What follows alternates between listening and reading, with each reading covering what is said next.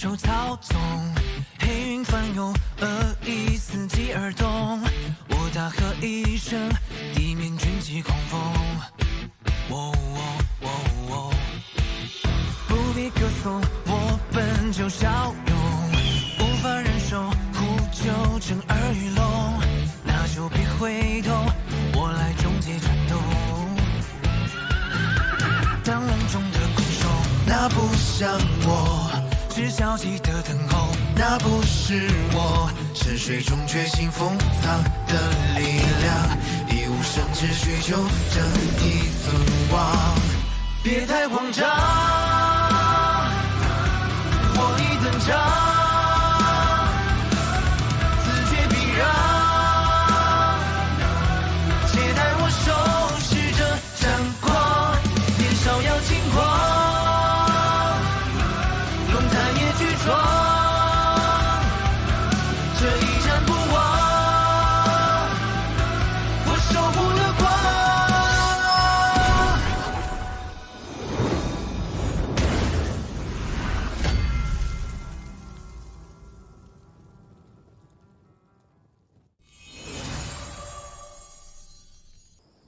林雨，其实今天来，我是想向你解释清楚原委。我们3人要去芦花鼓楼，其实是为了救人。救人？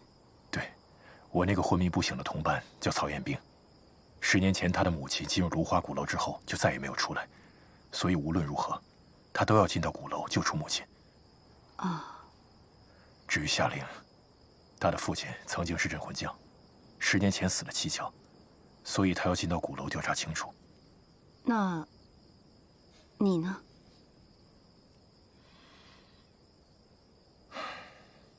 我自然是为了水儿。水儿？你女儿吗？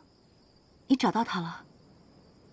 找是找到了，但是3个月前，我遭到奸人迫害，水儿也受到牵连，元神破散了。怎么会这样？我听说芦花鼓楼里面有一个叫蓬莱的秘境，其中含有神之力量，而且能够净化污秽，有回春万物的功效。所以我就在想，我能不能进到鼓楼里面，利用这种力量救回水儿。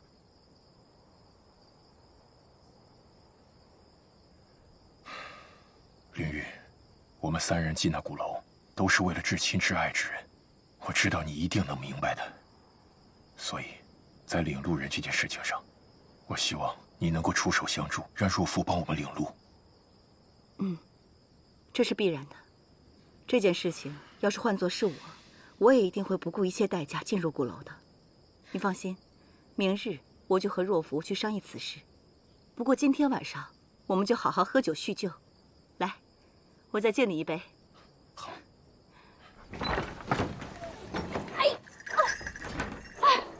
我真是不能理解了，你酒量这么差，你还拼什么酒啊？哎，小心一点。我没醉，我还能喝，拿酒来。颜若夫，你是不是不逞能憋出什么大病啊？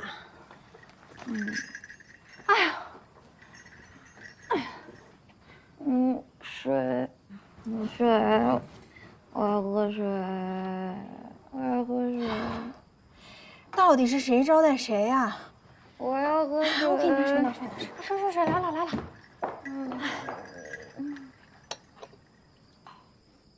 我再敬你一杯。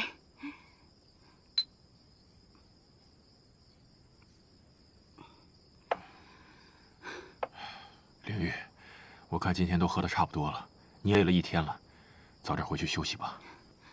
贝洛大哥，咱们这么多年没见面了，干嘛这么着急走呢？我跟你说，我府上好酒可多的是，你别跟我客气。今天啊，不醉不归。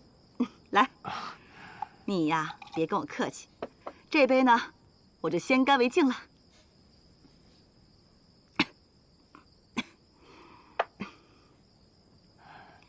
林雨，我记得你有内伤在身，你喝那么多酒，我怕你伤势会加重。今天还是点到为止吧。我一个女将军，哪这么娇弱？没事的，更何况今天是遇到故人，所以啊，我们今天必须是不醉不归。接着喝，来。好。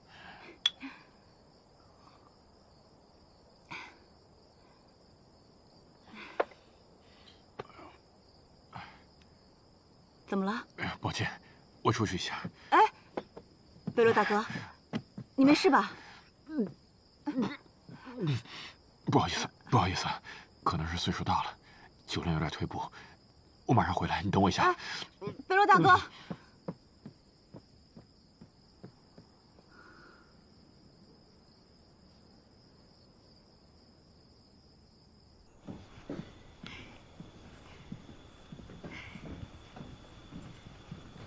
曹元兵呢？在房间吗？肯定在房间吧？你喝完酒了？这么快叙完旧了？先别说了，进去看看。啊？看什么呀？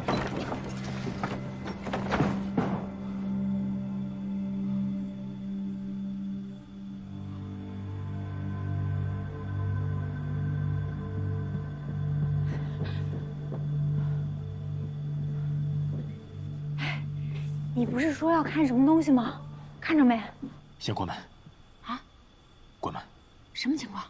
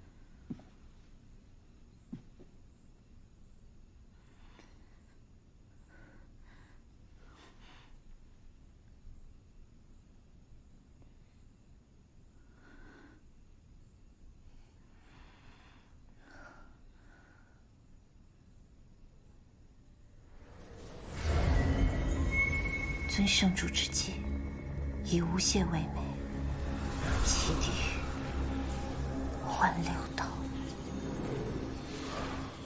以无懈为美，弃地狱，换六道。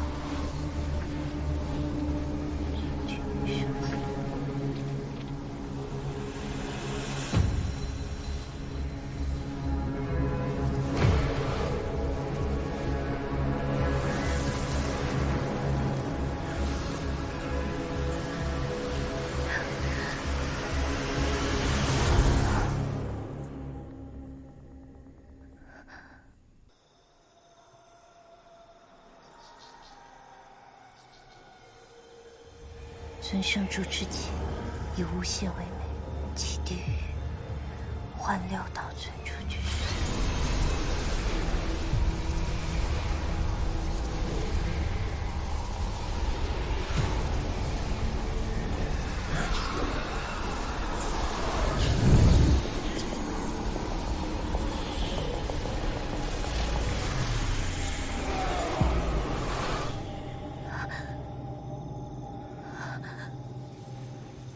主人，是你吗？天狐，你真的还在这个世上？天狐终于又见到你了。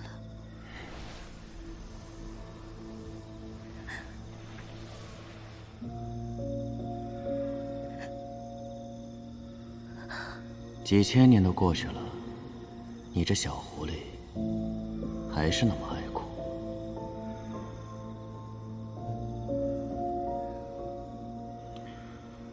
看来你还保留着当初我留给你的玩具。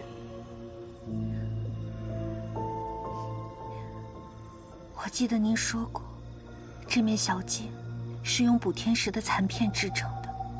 它虽不如顽石一般有泥和天裂、起死回生之效，但是我想着，它或许能将你唤出片刻。确实是只有片刻。待会儿记得再把我送回曹彦斌的体内。天狐记住了。可是主人，您为何在曹彦斌体内？您不是应该在当年那场大战之中湮灭了吗？湮灭？没那么容易。当年大战虽败，但我却留下残气，游荡于世间。历经千年，吸收天地之髓，终于在800多年前重新变得强大。却不想再遭封印，被那镇狱童子镇压。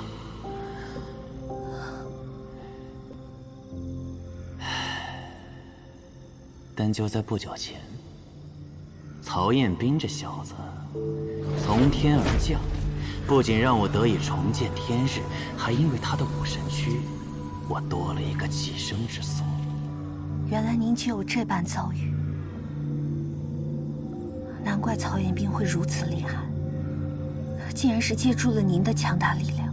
但更妙的是，曹彦斌他居然想去芦花鼓楼。你可知道那芦花鼓楼里面有什么？我听说，那里面有个蓬莱，里面有着至高无上的神之力量。那你可知道那神指的是谁？那力量又归谁所有呢？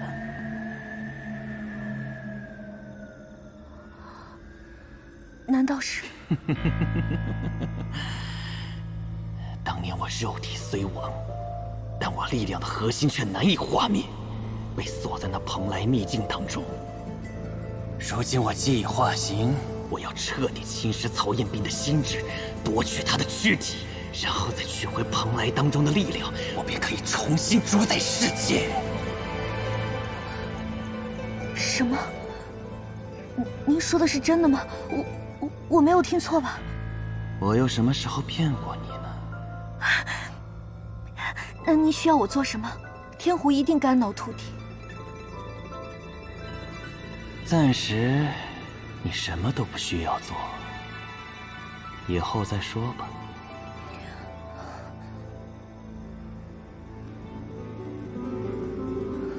主人，其实曹彦斌前往芦花鼓楼，并非是巧合，而是有人故意指引。有人指引？什么意思？那人名叫黄甫龙斗，虽是人类，却是镇魂阶百年难遇的强者，有着颠覆灵界的野心和强大的实力。他想获得芦花鼓楼里的力量，这才将曹彦斌引去。我怕他到时候乱了您的计划，需不需要我将他？天狐，你知道这世间最有趣的是什么吗？是看戏。看别人苦心孤诣，设计精益，到头来却为他人做了嫁衣。难道说这场戏不精彩吗？这世间太无聊，得找点乐子才对。你说呢？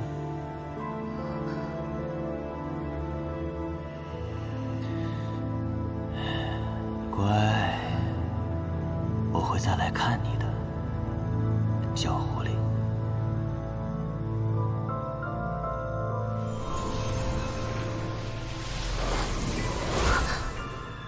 主人，主人。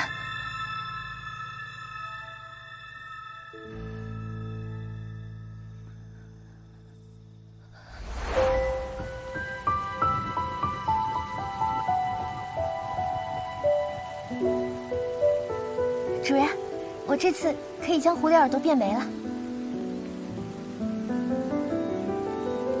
不错，这次变得非常好。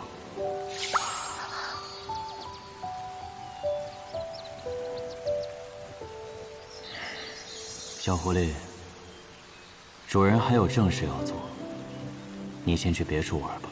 主人，这次大战，请带我一同前往。我已说过，不用你去。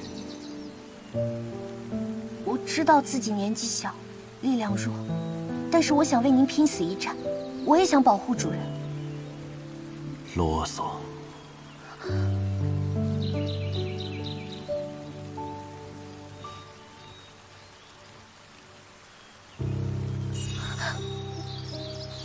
主人，小狐狸，我会再回来找你的。主人，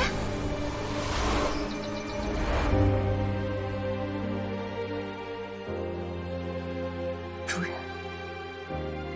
不管您需不需要，我都一定会帮你。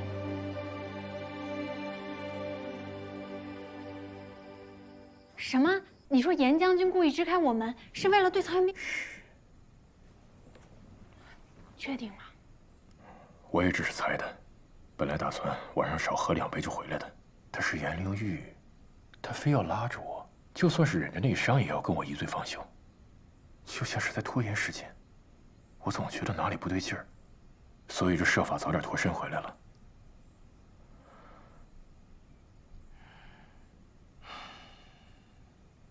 希望是我多想了吧。我觉得是你多想了吧。不过我们刚到灵峰街，就跟踏风族的人结下了梁子，你难免警惕一点。但是看到他现在没什么事，我们也不要乱猜忌，以免冤枉了好人。有道理，可能是那么多年走南闯北，警惕惯了。哦，对了，你今天跟严将军喝酒，有没有提正事儿？你说领路人，提了，非但提了，而且我还跟他解释了为什么我们要去芦花鼓楼。他倒是没有推脱，很爽快的就答应让颜若抚慰我们领路。这就答应了，没提什么条件？条件没提条件呀。可能是我们帮灵峰街搞定了石火王，他投桃报李，也算是人之常情。No，我觉得事情没有那么简单。所以你的意思是觉得颜灵玉他是表面对我们热情，其实对我们另有所图？图的还不小呢。结合他今天晚上极力挽留你，我严重怀疑他的目的是图什么？图你！真的，我觉得他是图你。时间不早了，早点休息吧。我真的是这么认为的。其实我已经分析过了。你想他，你别赶我呀！他贵为将军，其实他什么都不缺了，而且长得好看又不缺钱。你说他缺什么？你说他的人生缺什么？只缺觉。早点睡觉，别下酒。哎呀，那我再说一个，就一个，认真的。说。是这样的，今天曹元斌虽然帮助大家击败了石火王，但是他摧毁了一座房子，并且样子也挺可怕的。将军虽然没说什么，但是我觉得族人对我们是有很大意见的。哦，你看今天那个邵将军来了以后脸多臭啊！我提议我们一起帮助大家修房子，缓和一下跟族人的关系。这话说的还在理。而且你还可以在女将军面前好好展示展示。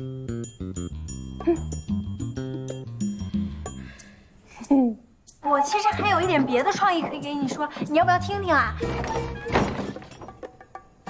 那就这么定了，咱们明天见，拜拜，晚安。不知被谁袭击，昏了过去。你觉得这个理由像话吗？属下不敢欺瞒将军。属下今早醒来就发现被人打晕了，扔在院里，确实不知是谁下的手。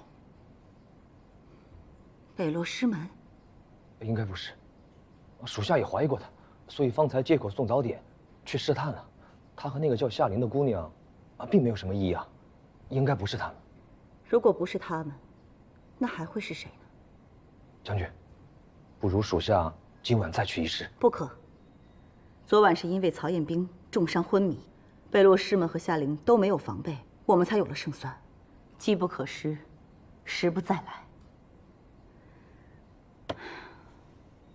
我再想想别的办法。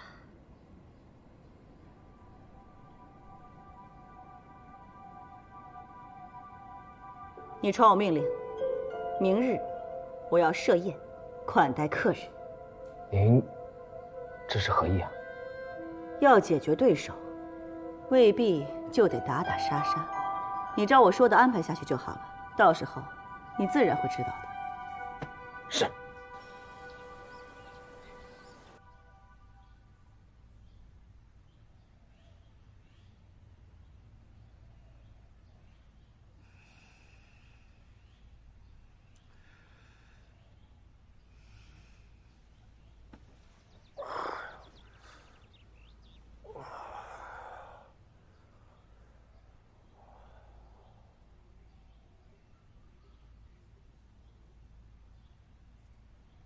夏玲，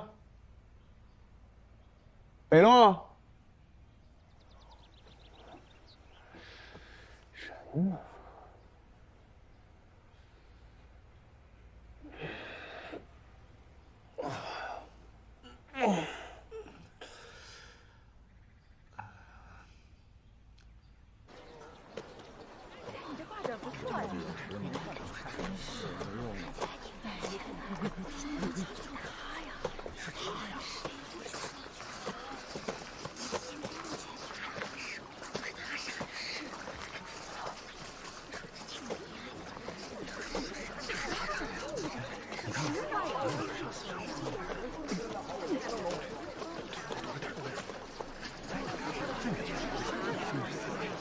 这话可不敢这么说，知人知面不知心，你看着长什么样。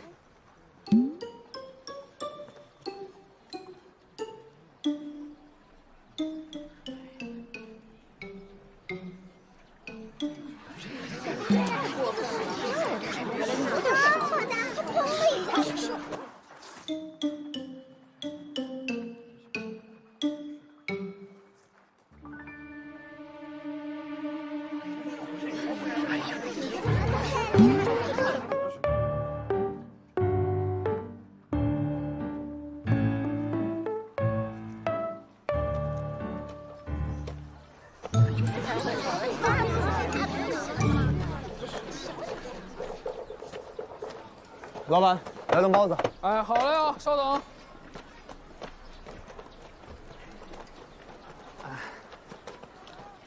来。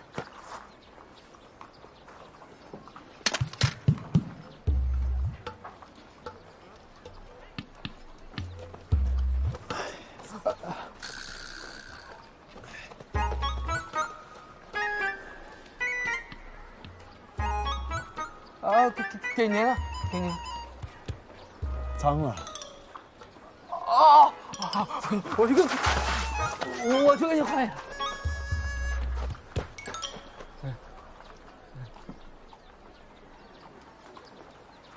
多少钱？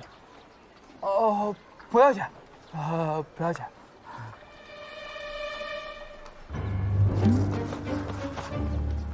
为什么不要钱？好吧，好吧。你不会说话？好吧，好吧，好吧。你刚才不都说的好好的吗？好吧，好吧，好吧，好吧，好吧，好吧。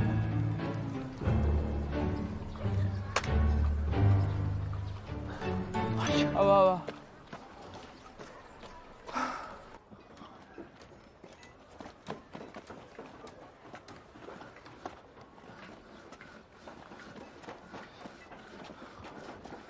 这夏令北楼在哪儿呢？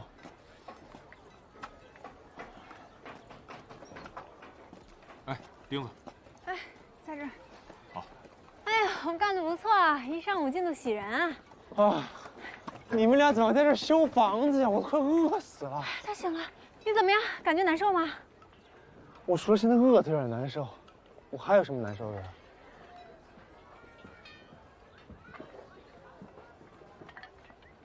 你什么都不记得了？我需要记得什么？你们俩说话呀！刚才过来是临潼街的人，看我就跟见鬼了一样，到底怎么回事啊？那你知道我们为什么会在这儿修房子吗？他昨天被人炸了，你干的。我干的？嗯。那怎么可能？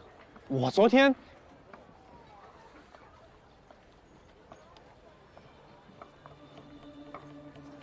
哎呦，相公，你快来！咋了？你看是不是那个人？把咱们房子推倒那个？就是他。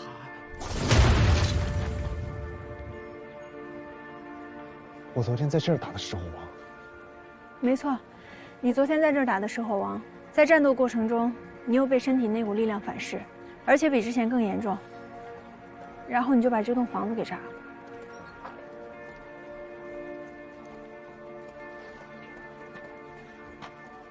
不过没事，你现在已经恢复正常了。我们到时候去跟人家好好解释解释，踏风族的人不会真的怪你的。我怎么叫不正常？我被反噬不还是为了帮他们解决石火王吗？那是没错，但这房子也是你炸的呀。这样，你亲手把这儿修好，咱们去跟人道个歉。道歉？我凭什么要道歉啊？昨天我救了踏风族，我救了林峰街，再不济也是功过相抵，让我去道歉算哪门子道理啊？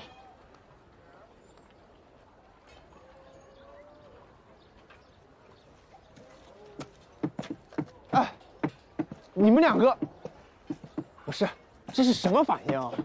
我有说错什么吗？这只是一栋空房子，又没有人，我又不是故意的。这石火王现在可是要屠他们街的，而且这踏风族的人也是，他们不屑我也就算了，还在背后指指点点，简直是没素质，不识好歹。怎么，说实话也不行吗？踏风族的人就是不识好歹，没素质。你再说一遍。好啊，亏得我母亲还让我来转达，说明天要设宴感谢3位。没想到踏风族在你眼里就是这么不堪，那你倒是走啊，留在这儿干嘛？邵将军，我留在这是为什么？你又不是不知道。要不是看你是领路人，我现在就不是跟你吵架，而是打架。好啊，打就打，谁怕谁啊？我当然不怕了，我怕你怕我。你们都冷静一点，有话好好说不好吗？没你的事儿。就凭你那3脚猫的功夫，昨天要不是我，石火王早就把这一锅给端了。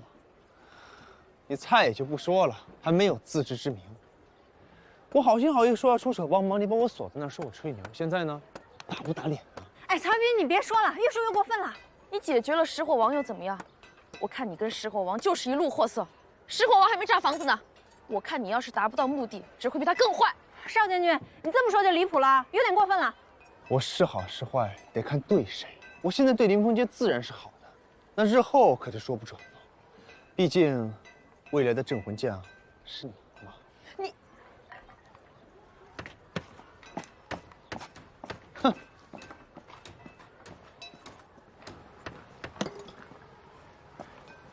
你是不是不嘴贱？你会死你！邵将军，本来就是这样的嘛，打嘴仗当然不知道。邵将军，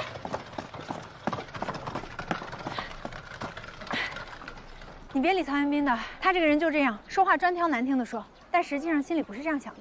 你们一个唱红脸，一个唱白脸，配合倒是挺默契。既已经得罪了我，就不要再来讨好。你之所以追过来，不就是还想着我要给你们领路吗？不是你这个人怎么这么不知好歹啊？虽然曹元斌今天说的话大部分是错的，但有一句话是对的，是我们救了你，别人对我们什么态度我不管，至少我们不欠你的吧？是你们救了我，我在这里给你们道谢了，满意了吗？我不满意，你这是什么态度啊？这是道谢的态度？这就是我道谢的态度，你爱接受不接受？我不接受。我告诉你，你要不然别谢，你要是想谢的话，就认认真真看着我的眼睛，好好说声谢谢。我不。想让我好好谢你，也不是不可以，但有个条件。条件？我们俩好好的打一场，不用守护元神。你怎么又想跟我打呀？昨天不是已经拼过9了吗？你醉成那样，连扶都扶不起来。昨天的不算，我们真刀真枪的打一场，你敢不敢？你到底为什么这么想跟我打架？我得罪你了？不敢就直说了。有什么不敢的？谁怕谁啊？好，那说好了，明天傍晚，灵峰山山顶。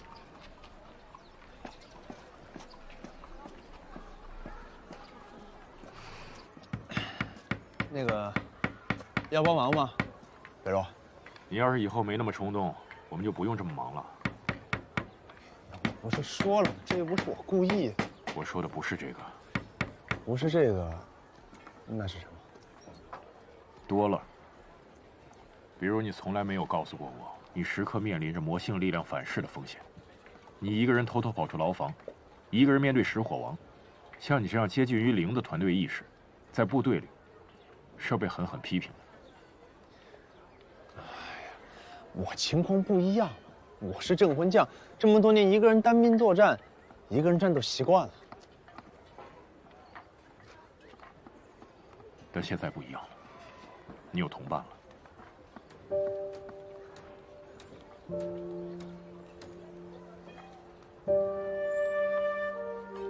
不是说要帮忙吗？还不快点！行，那既然是同伴，教教我呗。挑钉子会吗？啊，来。啊，行。那你帮我扶着，我来钉。给。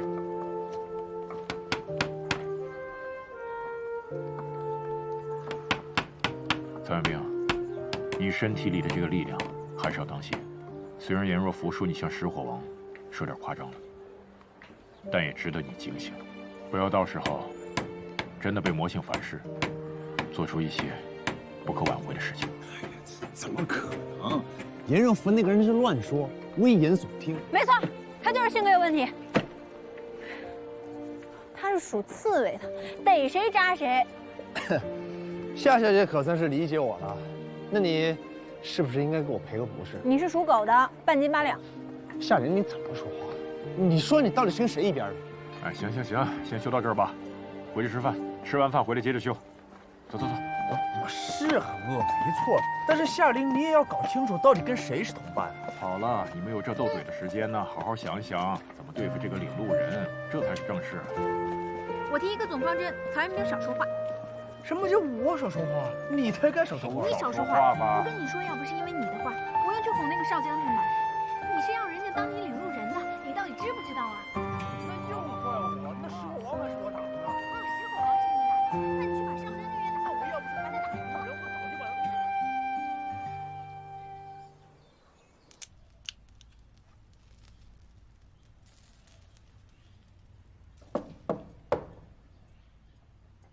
请进。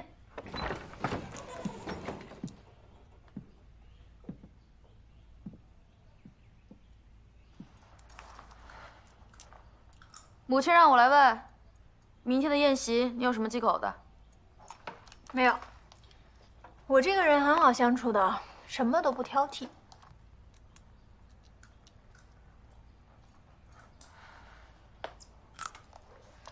我都回答完了，还有什么要说的吗？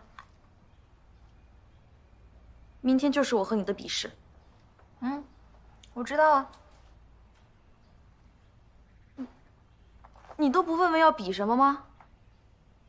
不是打架吗？我知道啊。哎，又生气了？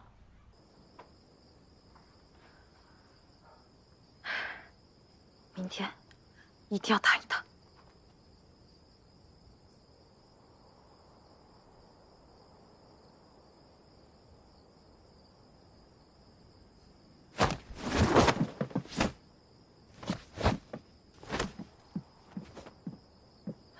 算了，人家已经主动提出让你关心一下比试内容了，你好歹也要配合一下，求人要有求人的姿态。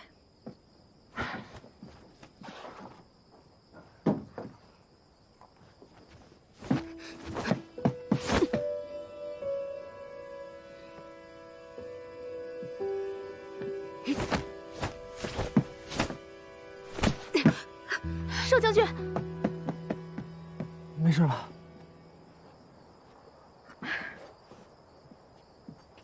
没事儿。少将军，您这又是何苦呢？我生来就比别人弱，所以更加不能偷懒。我不想被别人看不起，看不起到觉得随便打打就能赢。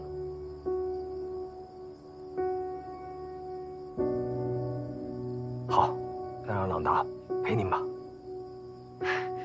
好，那你帮我看看动作。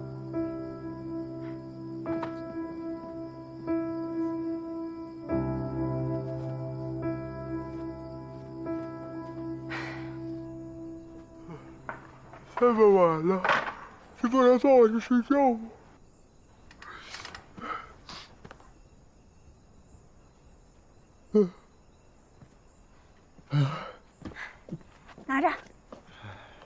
拿着。今晚颜若甫不睡，我不睡。啊，准备好了吗？来吧。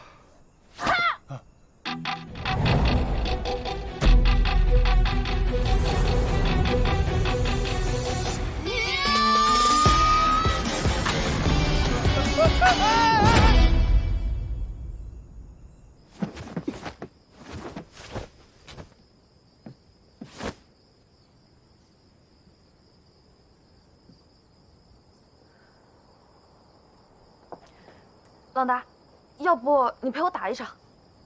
邵将军，我看现在时间也不早了，您也早点休息吧。明天你还得给客人表演呢。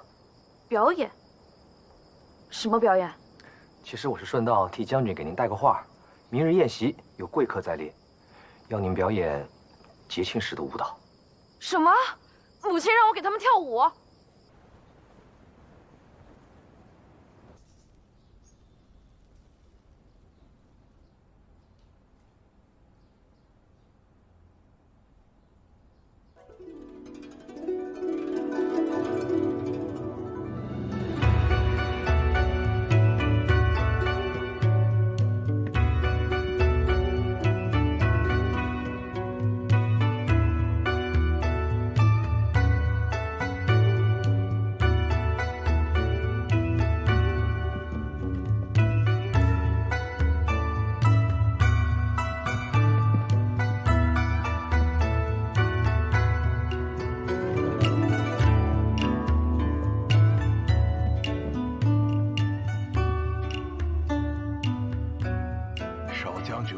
卓绝，惊为天人呐！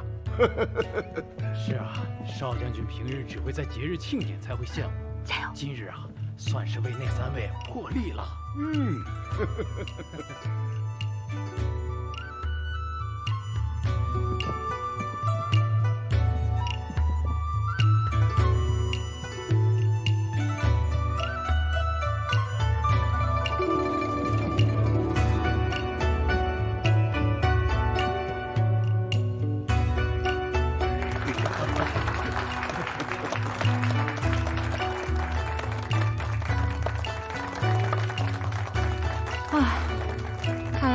流行让小孩表演节目，人类的习惯还真是差不多。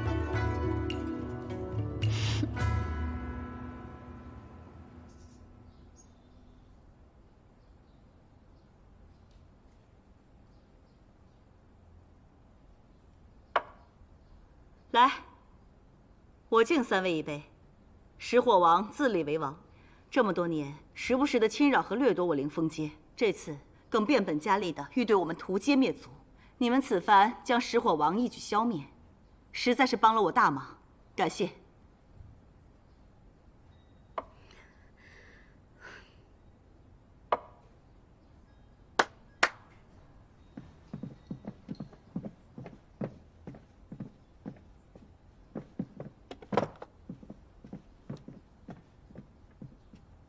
将军，这是我族对3位表示的感谢。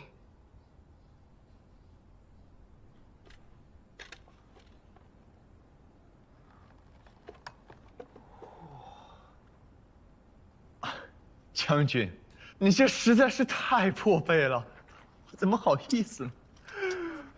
发财了，发财了！这么多灵币，待会儿就销量不得开心死啊！我罗刹街终于也富起来了。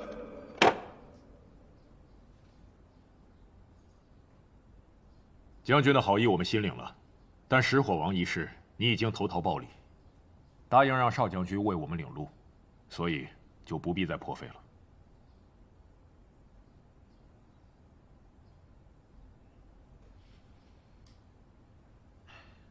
不错，我出手解决石火王也是为了领路人，将军只要答应让邵将军领路即可。曹兄弟，可能你初来此地还不太了解我们芦花鼓楼。鼓楼作为传说中神明的居所，其中凶险莫测，数千年来，凡是想进入者，从来都是有进无出的。有进无出？没错。即便如此，3位还是执意要进去吗？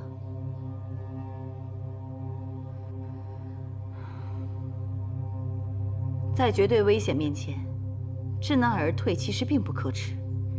我相信，如果你们的亲人要是知道了这个情况，一定也不希望你们为他们冒险的。亲人？看来将军已经知道我们为什么要进鼓楼了。啊，韦洛大哥大致都和我说过了。那既然已经知道了，想必也能够理解我们一定要进入鼓楼的心情。方才将军说芦花鼓楼有进无出，那就让我们来成为那第一批从鼓楼里出来的人。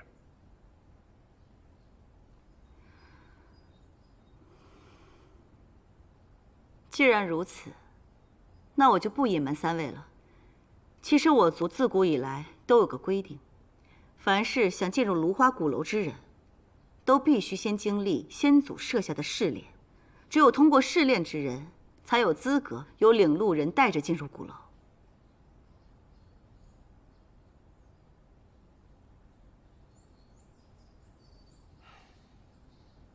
我之前怎么从来没有听说过这样的试炼？北洛大哥，你之前来我们凌风街，也未曾说过你想要去鼓楼啊。那没有通过试炼呢，会怎么样？祖命不可违，是我就帮不了三位了。试炼自有风险，生死由命，是否参加，我希望三位还是考虑清楚。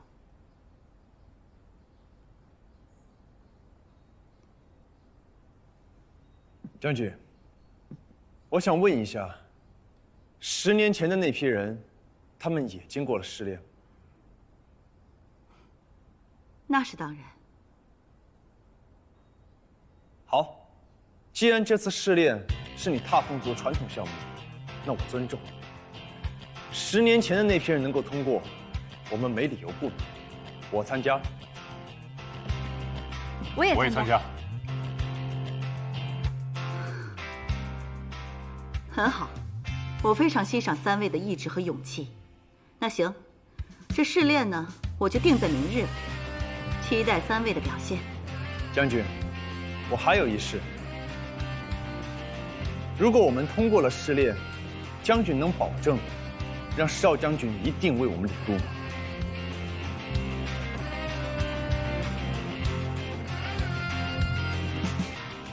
你放心，我才是这条街的镇魂将，我说了算。不过前提是，你们必须得通过试炼。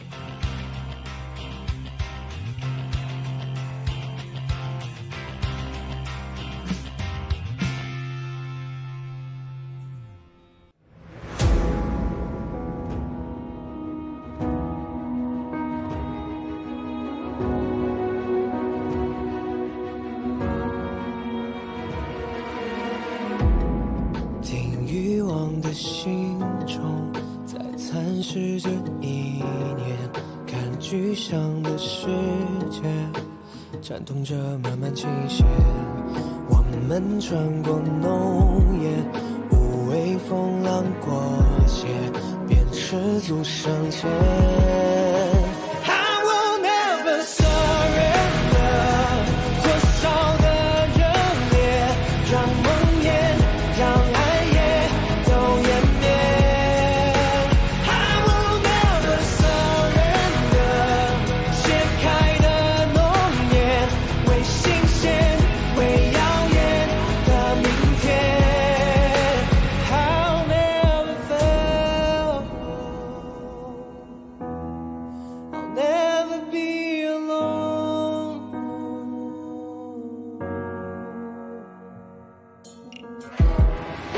生命如落叶，打捞不到一眼。我蒙蔽的双眼，来窥破未知凶险。在命运的刀尖，接上至暗伤源，感动成一缘。